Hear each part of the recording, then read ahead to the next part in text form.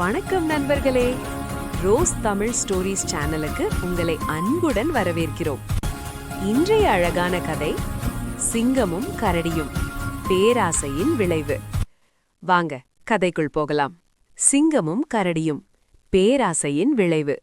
ஒரு அடர்ந்த காட்டில் விக்ரமன் என்ற சிங்கம் வாழ்ந்து வந்தது. அந்த சிங்கம் மிகவும் பலசாலி, காட்டின் ராஜாவாக திகழ்ந்தது. அதே காட்டில் கம்பன் என்ற ஒரு கரடியும் இருந்தது. கரடிக்கு தன் உடல் வலிமை மீது அதிக நம்பிக்கை. இவை இரண்டுமே எப்போதும் மற்ற விலங்குகளுக்கு விட்டு கொடுக்காத குணம் கொண்டவைகளாக இருந்தது. ஒரு நாள் கோடைக்கால மதிய வேளையில் காட்டில் உணவு கிடைப்பது அரிதாக இருந்தது. சிங்கம் மற்றும் கரடி இரண்டுமே நீண்ட நேரமாக பசியோடு அலைந்து கொண்டிருந்தன. அப்போது தற்செயலாக ஒரு புதருக்கு பின்னால் ஒரு பெரிய மான் விழுந்து கிடப்பதை கண்டன. இரண்டுமே ஒரே நேரத்தில் அந்த மானின் மீது பாய்ந்தன. சிங்கம் கர்ஜித்தது, "நிறுத்து! இந்த காட்டின் ராஜா நான். இந்த உணவு எனக்குத்தான் சொந்தம்" என்றது. அதற்கு கரடி சற்றும் சளைக்காமல், "நான் தான் இதை முதலில் தொட்டேன்.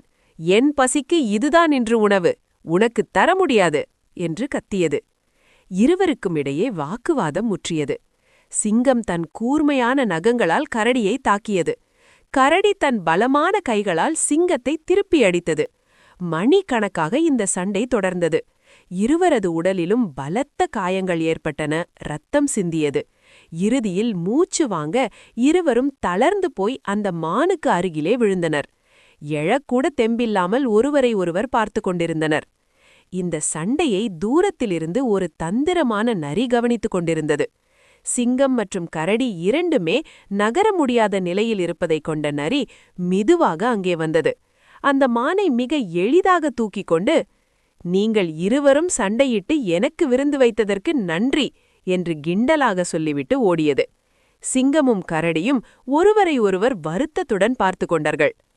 நாம் சண்டையிடாமல் ஆளுக்கு பாதி பகிர்ந்து உண்டிருந்தால் இன்று இருவரும் வயிறு நிறைந்திருப்போம்.